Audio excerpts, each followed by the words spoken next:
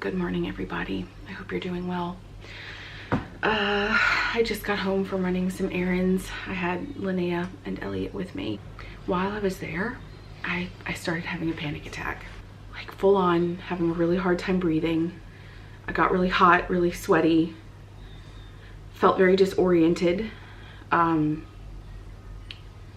just felt like, you know that feeling when you have somewhere you have to be? I'm talking like a really important thing, like a job interview or a wedding or like something super important, and you're sitting in traffic and like, you know, your heart's racing because you're just like, I've got to get there, I've got to get there. That is exactly how it felt for me, but like 10 times more. I had Elliot with me, who where we had to go was the mall, and it was basically empty because I went really early so that I didn't have a lot of people, because I had him with me, and I, you know, as you guys know, I have to be really careful with him. And I had Linnea too, so I have to be even more careful. And like really nothing had happened, like nothing happened. But it's like in my mind, I just saw this whole series of events that was terrible and traumatic, and I couldn't get it out of my head. It's like all I could do was just like know that my kids were safe. But it's like, how much of this is postpartum? How much of this is pandemic related? How much of this is normal mental health not being taken care of related? But like my chest felt like I felt like my heart was gonna beat right out of my chest. I was so overwhelmed. I recognize that I sit in a place of privilege, in that we have stability in Roman's job, and we have a roof over our heads. And even though things are not ideal, I know that it could be a whole lot worse. I know it could.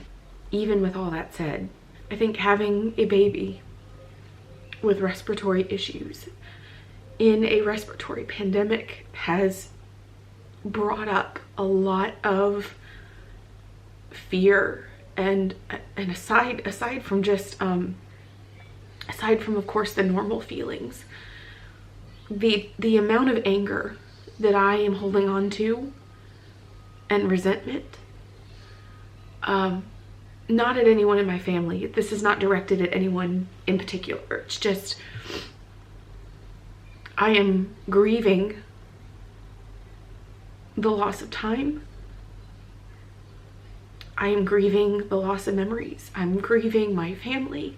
I'm grieving things for my children that I don't put on the vlog. I don't put my kids in their low moments. I don't put it on the vlog. My kids coming home with questions, you know. Linnea's missing out on very important social development.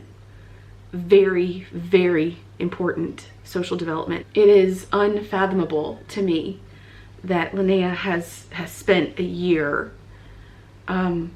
basically alone.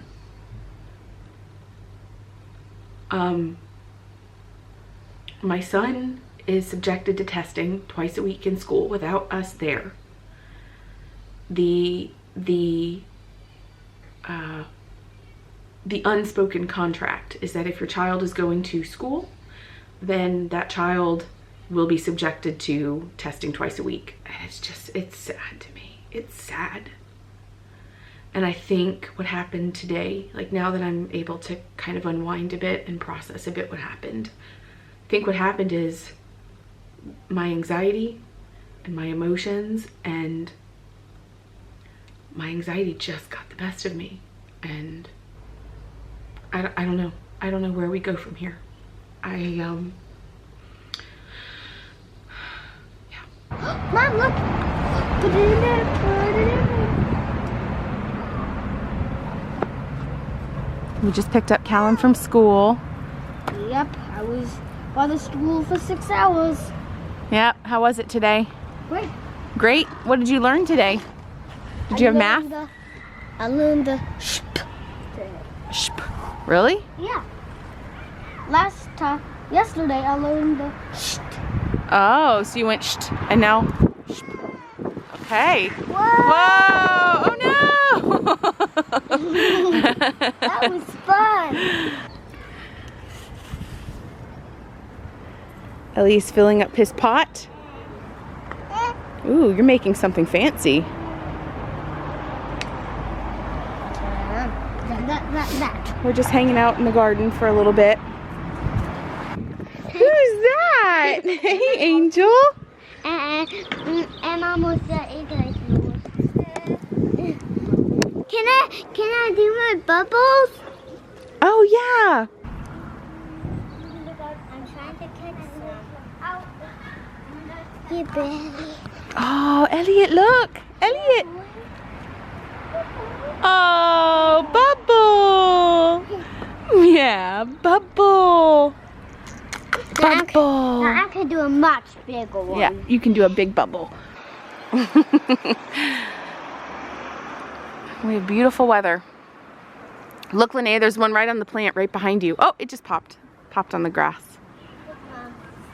Ooh, wow. Oh, Linnea.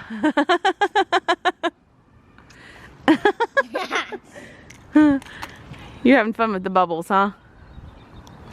Oh no, I want to get one.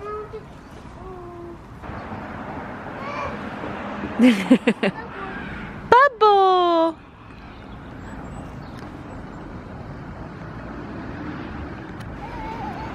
Bubble. All right, I've got something exciting to show you guys. These are her two little friends that she's inviting to her birthday.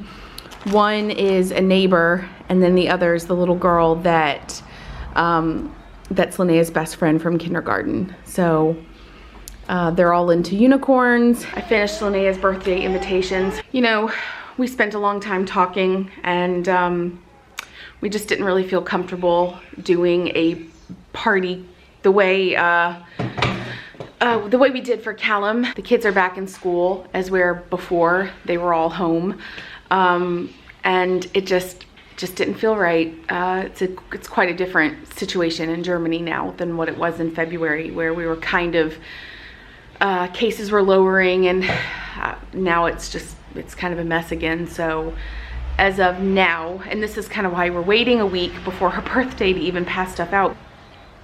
It's going to be a very small affair, but I'm gonna do my best to just make it as magical as possible for Linnea. And I know that the two little girls that are coming over are also really fun to her and really kind to her, and I know that they are good friends to her.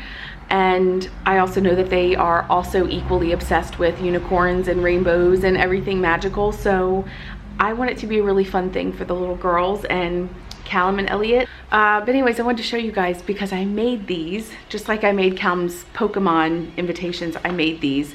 And because there are only two little girls coming, I made them, I personalized them. So I'm really excited, so I'm gonna show you guys. So you've already seen the outside. Look at the cute little font with the unicorn horn. I love that. Okay, so that's the outside. It's an Einhornladung rather than just an Einladung. So in German, unicorn is Einhorn and invitation is Einladung. So it's a combo word. I hope it makes sense, but if it doesn't, whatever. And then Linnea's gonna be 5. Linnea wird 5. I can't believe it. I'm super proud of them, and I think they turned out really cute, and Linnea really liked them. So I'm excited. Yay!